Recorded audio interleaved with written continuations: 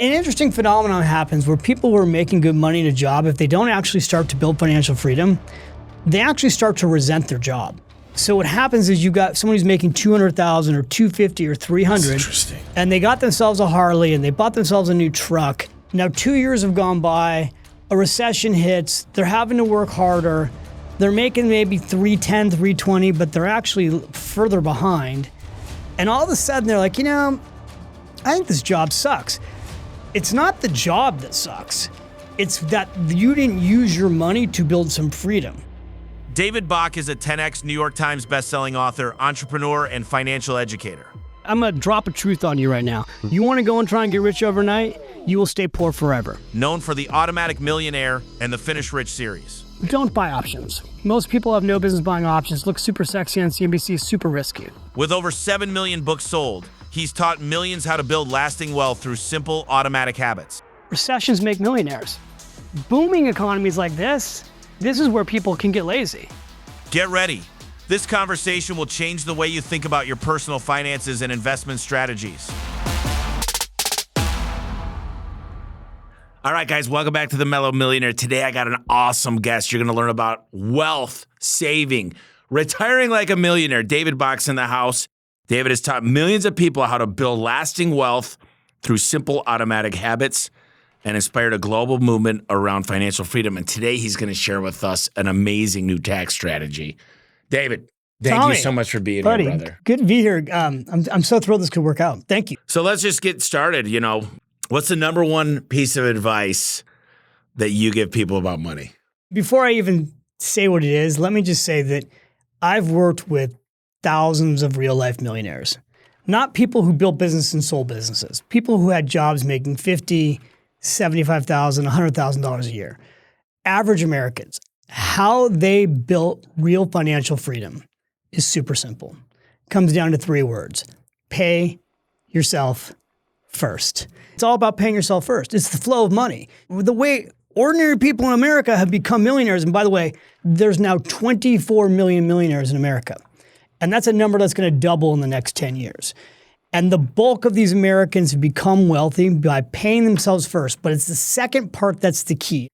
They made it automatic. It was all done automatically behind the scenes, right? Like you've got 1,015 employees, you told me today? Yeah. Okay, so when an employee has a 401k plan, the single most important decision they make is when they sign up for their 401k plan.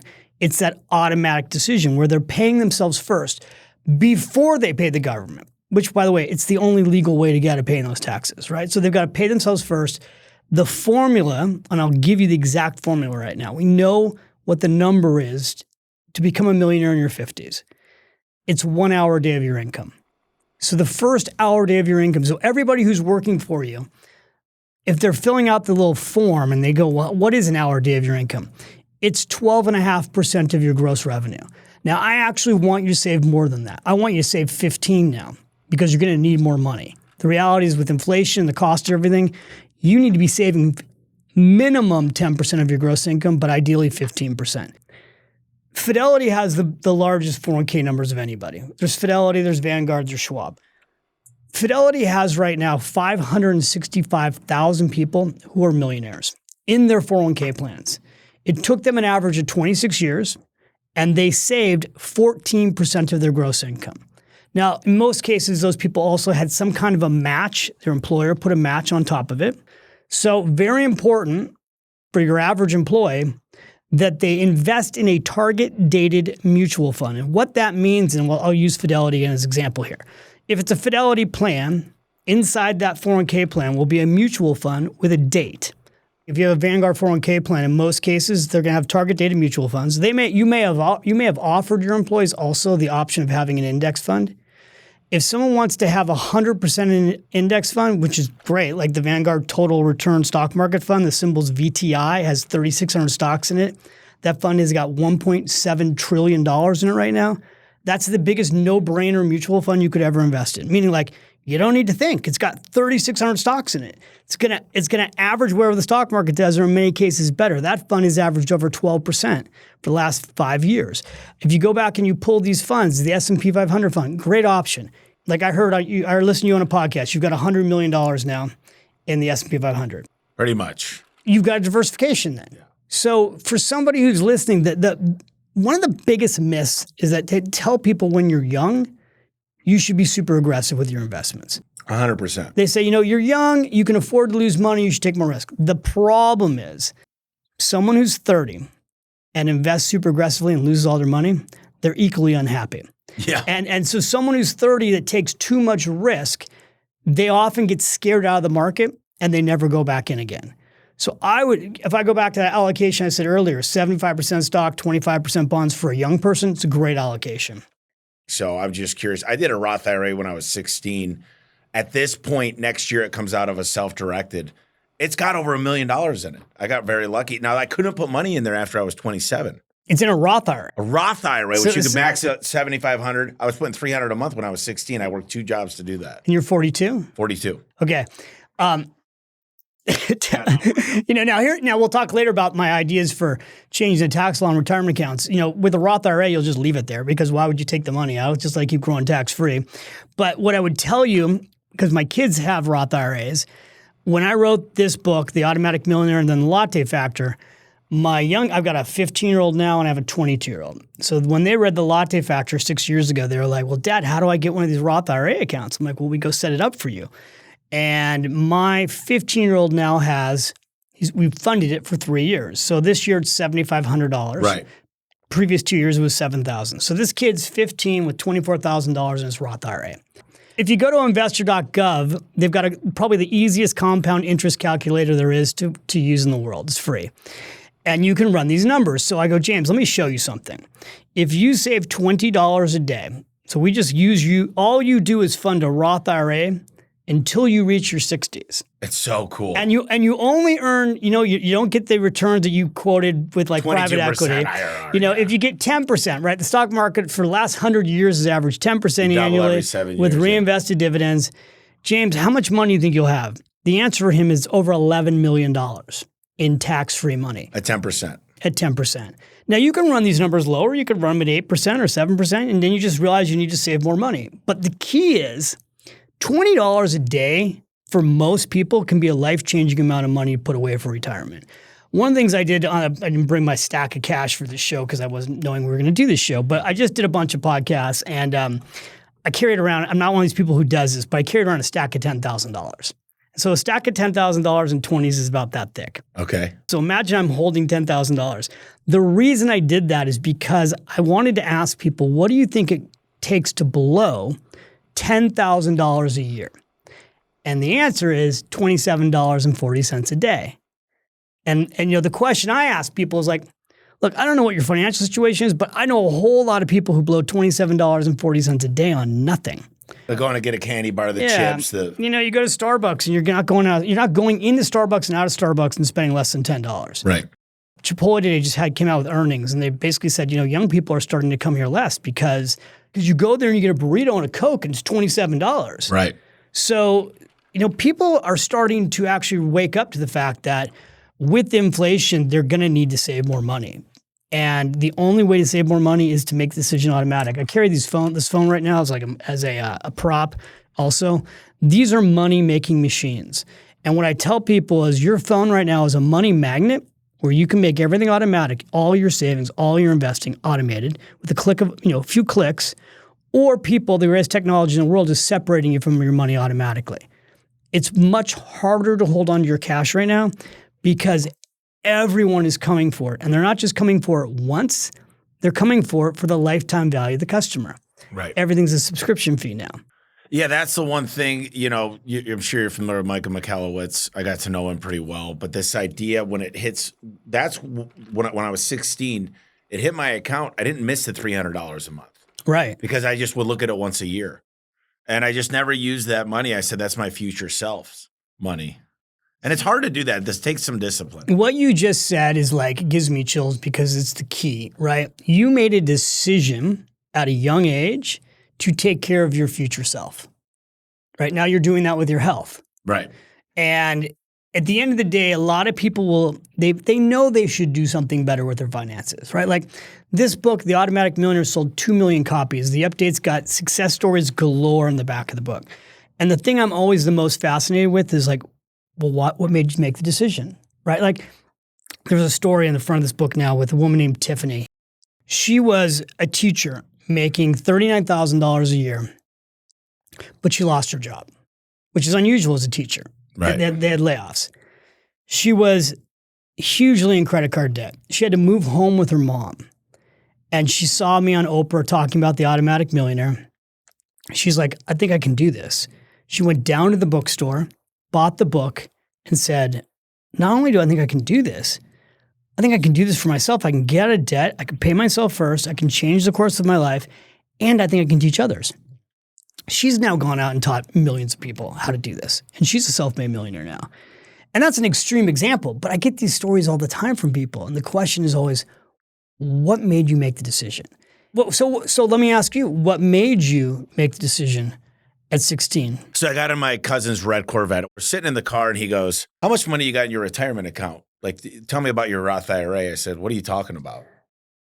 And he goes, dude, I'm 10 years older than you. I'm 26. He goes, you don't understand that extra 10 years, what it'll do. Wow. So he goes, listen, man, why don't we go set something up right now? So we drove out to the bank. We sit down and he goes, how much can you afford a month? I go, about $100. He goes, can you do 300? And I'm like, I'd have to get a second job. He's like, well, how do you feel about that? I'm like, I could do it. And it was more of like, you know, when I looked at a compound interest that back in the old school finite math days on the back, that extra 10 years is crazy. When you look at Buffett, one of the wealthiest people in the world today, and you see his compounding started after 60. Because once you get to the fourth decade, money starts to compound at a rate of over 20x compound over 40 years. I don't know what it is about a husband and wife getting together, but if there's both of them there, they'll say, you know what? Let's just do the fifth will. Let's just do that second house. Let's just do the Harley.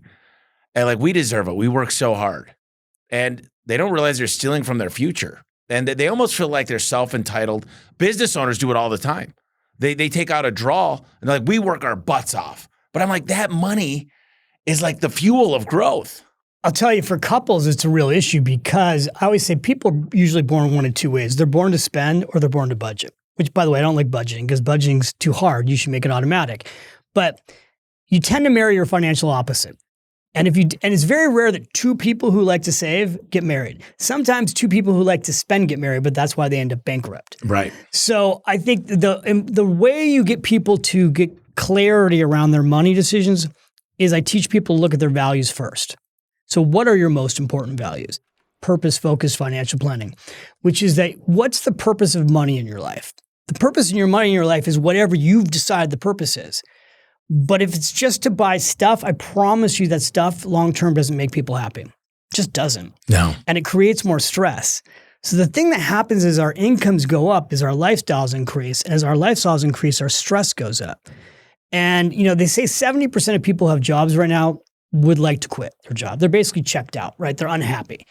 And the number one reason is typically because they think their boss sucks, right? Yeah, like I know you're direct report. You're doing leadership books or whatever. But like I joked with somebody the other day. I said, somebody should do a book called "Just Don't Suck," right? Because people are looking for love when it comes to work.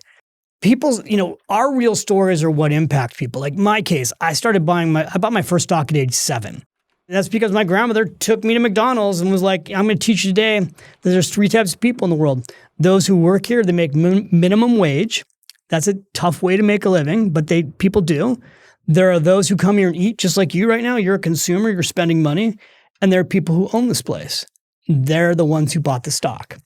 And she took me home that day, much like your cousin did, and opened up the newspaper and circled MCD and was like, that's the symbol of the stock. Put me in front of a television set, showed me how to read a ticker symbol on the screen, and then took me down to a brokerage firm and helped me buy my first stock.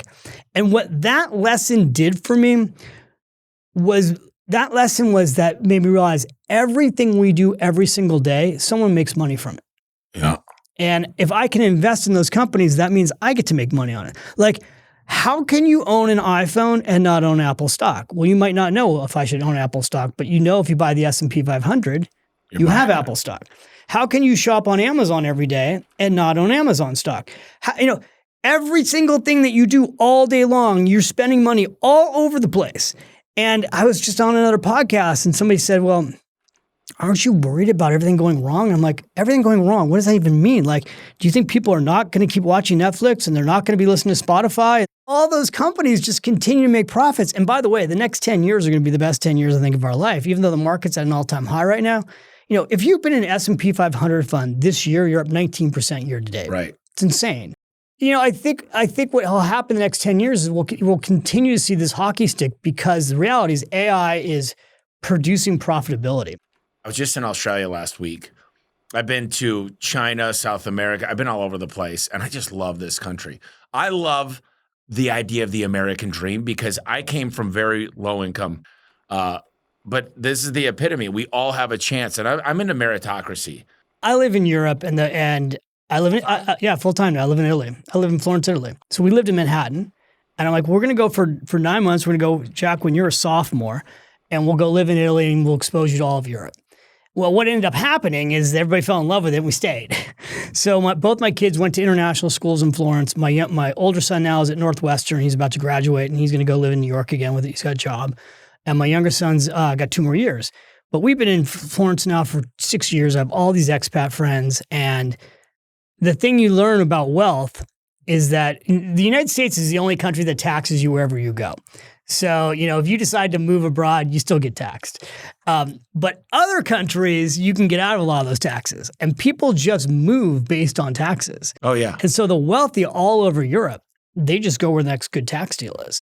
I fundamentally believe in the American dream. I think, the Automatic Millionaire book was about the American dream. If you pay yourself first, if you save small amounts of money automatically and you buy a home, you have to buy a home because you can't get wealthy as a renter. It's just statistically been impossible, right? Homeowners are worth 40 times more than the average renter. So if you go into a bar and you meet someone, if you ask them if they rent or they own, a renter on average has $10,000 net worth and a homeowner on average has a $430,000 net worth. People will say real estate hasn't performed as well as stocks. That's ridiculous. Okay, $600,000. Nobody pays for the most part for their first home. They don't pay cash. No, you're getting a 30-year They're getting a 30-year mortgage. They're putting 20% down. So maybe they put $100,000 down. Okay. And now if that $600,000 home now turns into $1 million, they made $400,000. If they're married, they made $400,000 tax-free on a $100,000 investment. We call that a 4X return. Very hard to get a 4X return by simply buying an index fund. Takes decades, right? Rule of 72, 10%, takes 7 years. So when you look at the wealth in America today, it's in 2 buckets. If you sliced open America, they've got a balanced portfolio that's 60% stock and 40% bonds. Those have been the 2 things that have made millionaires in this country in the last 30 years. When I wrote The Automatic Millionaire, I launched this book on Oprah 20 years ago. Stock value has had a 6X return. So it's gone up 6-fold in 20 years. Real estate's gone up 4-fold. But again, with actual leverage of a mortgage. Yeah, the leverage is where you get it. So an ordinary American with an ordinary job, if they bought a home and they've been paying themselves first for 20 years, they're a millionaire today. Now, some people go, well, $1 million isn't what it used to be. Still more than 96% of Americans have. So there's 24 million millionaires in America. 96% aren't millionaires. And 7 out of 10 Americans are still living paycheck to paycheck. 7 out of 10. 7 out of 10. 6 out of 10 Americans don't have $1,000 in a bank account in case of emergency purposes. 4 out of 10 don't have $400. It's scary, actually. And you were in commercial real estate. Yeah, you did some good research. I started my career in commercial real estate. And what is your take on that? Because you talk about stocks, bonds, and you talk about home ownership. There are a lot of tax advantages to buy real estate, depreciation. Huge. Now you got accelerated depreciation.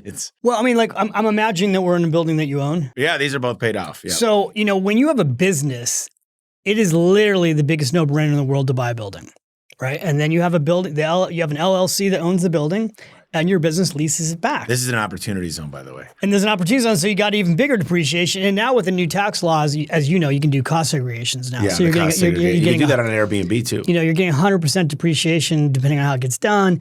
You can depreciate things a lot faster. So it's all about taking your money and getting your money to work for you. The thing, and you're entering this new level of wealth, and you're learning all the tricks. They obsess on making sure that their money's working for them while they sleep. Right, that's wealth. And that's wealth. And really what wealth is, if you're smart about it, is it's freedom. You can be wealthy and not be free. I have quite a few friends who've got a lot of wealth and they've bought so many things that they're actually not free. Now they've got 5, 6, 7, 8 homes, and now they have to have a whole team to manage the houses. An interesting phenomenon happens where people who are making good money in a job, if they don't actually start to build financial freedom, they actually start to resent their job. So what happens is you got someone who's making $200,000 or $250,000 or $300,000, Interesting. and they got themselves a Harley and they bought themselves a new truck, and maybe they got in a bigger home. Now 2 years have gone by, a recession hits, they're having to work harder, they're making maybe $310,000, $320,000, but they're actually further behind. And all of a sudden they're like, I think this job sucks. It's not the job that sucks. It's that you didn't use your money to build some freedom. What can you say? What moves the needle for people? So the thing is, when you're in your 20s and your 30s and even your 40s, you have an unstoppable amount of energy. You can just go through walls. And then all of a sudden you get in your 50s and your 60s and you just don't have the same energy. You don't want to go through walls the same way. You don't want to wake up in your 50s and be like, oh my God, okay, I've really got to get going. And by the way, if you're in your 50s and that's you still need to get going. There's a chart in my book, and this was a chart given to me in training at Morgan Stanley. We had a guy come in, one of our top financial advisors, he was like 62, he's getting ready to retire. And the last thing he did was hand us this chart. And the chart was showing us back in the day, what would happen if we invested $2,000 in an IRA account? I saw you give this example before, but I've got this example of $3,000, right? So if you start at age 15, this is like my son, and you save $3,000 a year from age 15 to 19, at 65, this person's got $1,615,000 if they earn 10%. The next kid starts at 19 and invests till age 26, never invests another dollar. They've got less, $1.5 million. Next person starts investing at 27, invests every single year till the age of 65, and they've got less at $1.3 million. Compound interest works when you start it and you start sooner versus later. So let me just ask you a selfish question. Let's just say God was really good and abundant with your life. Where would you be thinking about putting money to get the highest IRR? And I know you'd be diversified. You'd probably have some long-term PE. You'd probably do some commercial real estate. I don't know. What would you do? I think everybody's situation, it's always different, right? I think the question is, is the goal to continue to build wealth? Is the goal to preserve wealth? I think aged is a huge factor in this, yes, right? Because you're 42, you're doing so well that you're at a point now where, like, I'll just talk to you personally, but you're at a point where you're building generational wealth. And part of it, when you build generational wealth, is, are you simplifying your life or are you making your life more complicated? So one of the things you need to ask yourself I think it's smart, because again, I listened to a couple of your podcasts before I came here. You're buying businesses in spaces that you know. You understand the game now because you've been bought up by private equity. You get how, like, look, I can buy these businesses at a 6, I can clean them up, I can sell them at a 12 or a 15, right? That's the whole private equity game. So you're in what I would call the smart part of the food chain in private equity. For most retail investors, and I include high net worth individuals in this category, anybody over 25 million, once you get over 25 million, the first thing these advisors will tell you is you should have 25% in private equity. They'll try to have you have 10 to 25% of your allocation in private equity. I can tell you how much I have in private equity, and I've been involved in private equity because I was vice chairman of a firm that was bought by private equity. I have 0 in private equity. Now, why do I have 0 in private equity? So, like, if you listen to Chamath, for instance, on the All In Summit, he rails against the fact that many private equity funds, the old ones paid back capital, right? But the new ones, the money is just continuing to roll from fund to fund. And what happens is the NAV value of these funds is arguably made up because these things are not liquid. So they're selling companies from one private equity friend to the next private equity friend, but they're not always paying out the dollars. So I'm not personally a huge fan of it. I think for you, I'd be buying businesses and buildings. Right. And land. We just bought 122 acres in Idaho because dude, this is the most unfound area in northern Idaho. And I'm like, man, once this thing gets found, it's still a little late for me. Yeah. But 10 years ago, people were buying it like pennies on the dollar. And it's like, it's paradise. It's right next to a ski mountain. It's on a massive lake. Oh, you got to tell me where it is later. So these are the questions I repeat all the time. So what's one piece of game-changing advice you wish you knew in your early 20s? I think that there's a skill set and a gift to building relationships and continuing those relationships. And I'm somebody who's got friends that goes all the way back to the third grade, and I continually make friends and I keep friends. And if I could go back, and I told my son this, I wish I had kept a really solid database starting at 20, because I still am not in a position where I can just click an email and go, I want this to go out to these 500 people. The younger that you appreciate the relationships, the better. So that would be my first bit of advice. Love the idea of the Rolodex. I mean, that's an old-fashioned term, but a database. One of the things, I stopped picking up people I had a common history with, and I started hanging out with people I have a common future with. You've gotten to know probably Dan Sullivan, right? Dad used to say, I want to be with people who are batteries included. And I started saying, when you meet people, if you're somebody who's got a fully charged phone, like you're a batteries included guy. So if you put yourself around other people who are batteries included, the energy level just immediately goes up. People who are batteries included, people who don't have a fully charged battery, they want to hang out with you too, because they want to plug into your battery. That's interesting. Right? So you have to sort of think, you have to look at things as like, is this person bringing energy to me, or is this person draining energy from me? Here's my test, David. It's an easy test. You pull out your cell phone, and when the caller ID pops up, do you get excited? Do you smile? Are you excited? Or are you like, here we go? Yep. I try to wake up every morning. I have my whole process everybody has, but like I wake up and I meditate. I journal. I do my gratitude. And then every morning I usually send 3 messages a day where I send out basically a love message. And often that message is just what I call a good job message. I know you're talking about kids. Like I do that with my kids. Like, good job. Here's what you're doing right. Catch people doing things right. We don't do that enough. Oh, I love this. Yeah, you do have great energy, David. Thank you. We can keep going here, but I really want to dive into this tax strategy because I'm super excited about it. All right, so this is a big idea. At least I think it's a big idea. What happened is when I started updating the Automatic Millionaire, I'm getting all the new statistics and all the new stats, a number popped out at me that blew my mind away.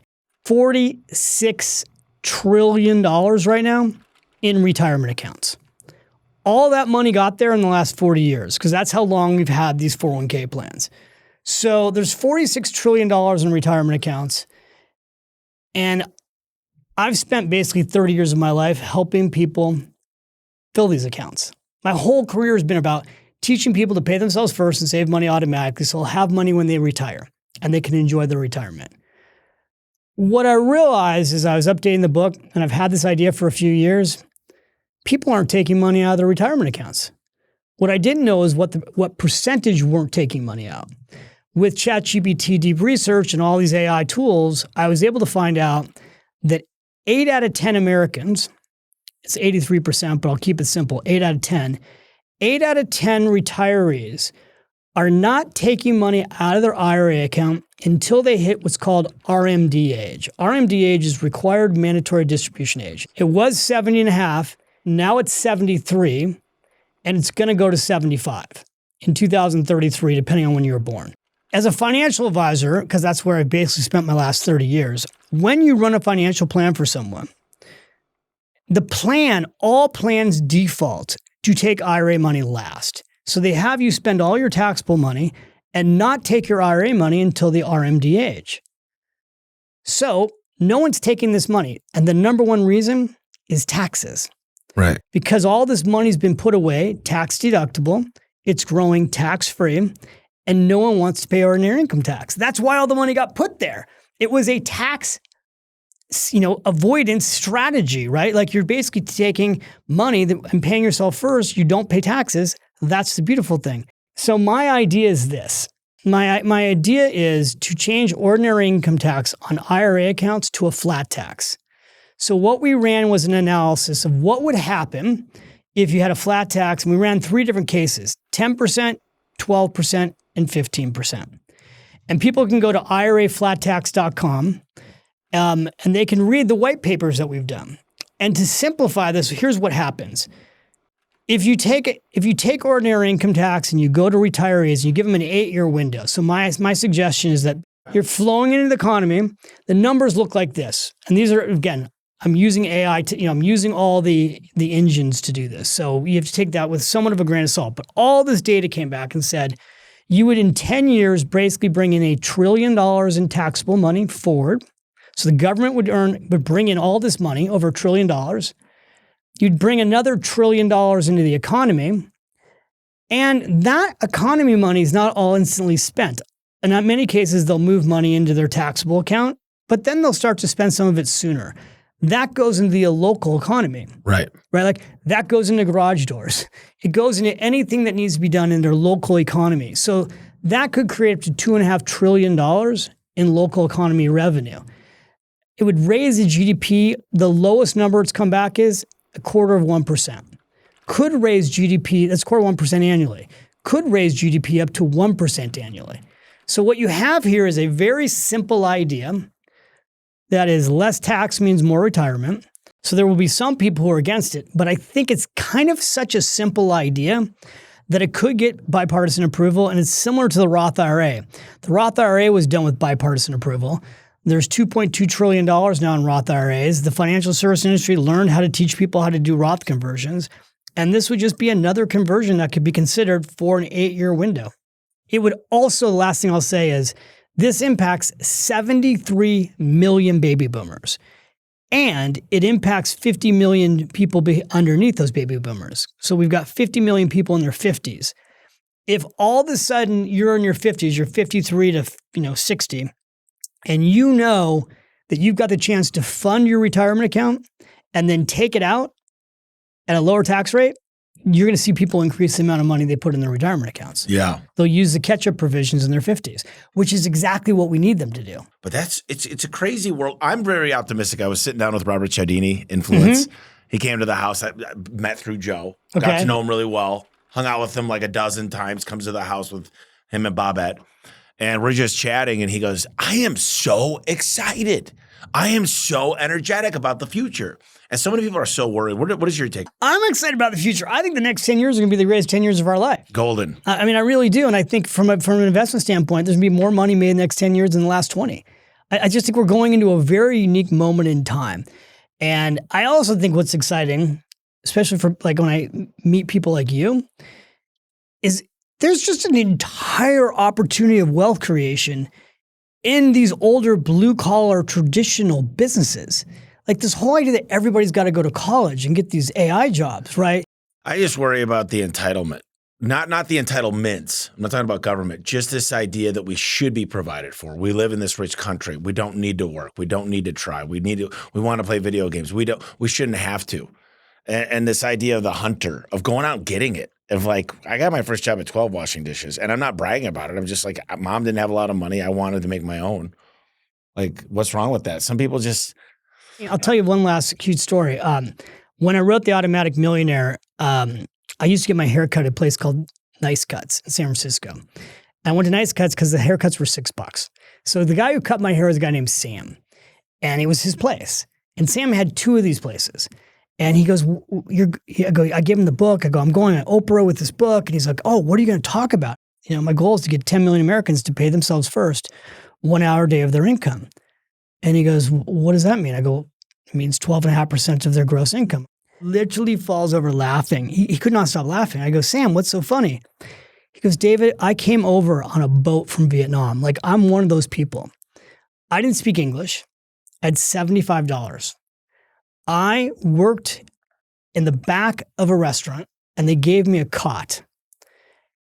And I slept on that cot, and I ate rice and bananas basically for a year. My mom told me when I got to America, she said, you need to save 90% of your income and live off 10%. That's why he's laughing. He goes, but I was in America, David. He goes, I lived off of 25%. So he saved 75% of his income that first year. That's how he got into his own business. And now he owns real estate. He was buying buildings in San Francisco And that's the immigrant mentality. They come to this country, they're so hungry. All they see is opportunity. And that's a gift. Is there a book that when you were younger just changed your perspective on life or just really changed something other than your own? Oh my God, Dale Carnegie, Think and Grow Rich. Dale Carnegie, How to Win Friends and Influence People. That's the book that started it all for me. So I read that book at age Napoleon Hill, yeah. 19. And then after that book, I read Napoleon Hill's Think and Grow Rich. Those were my first 2 self-help personal development books that started me on the journey. Those books are still classics. I've made my kids read those books. And there's this idea of carpe diem or whatever, live life to its fullest. But here's my problem. How do you say live today like it's your last day, but also say prepare for the future?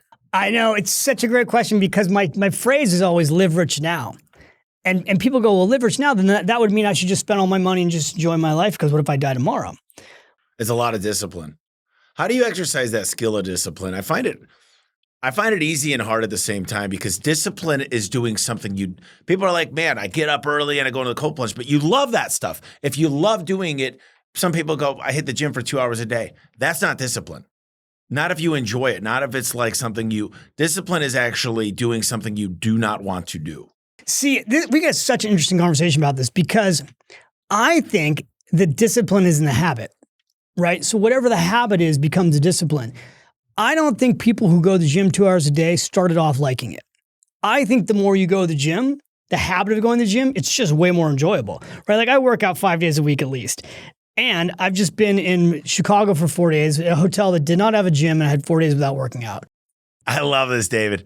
Well, I want to do this again in the future. You got a book release. Everybody you got to go pick up.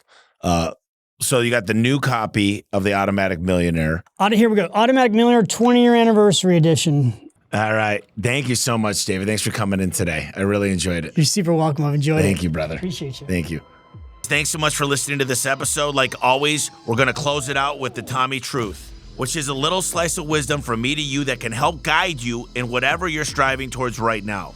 These simple steps transformed my life from being a broke 20-year-old to becoming a cash millionaire in my 30s. Number one, work on yourself. Readers are leaders. Read a lot. Get a great mentors. Invest in yourself. The law of the lid says you're only going to go as far as your brand allows you to go. So get educated as much as possible. Be genuinely curious and stay curious for the rest of your life. And that's it, guys. We'll talk to you next week.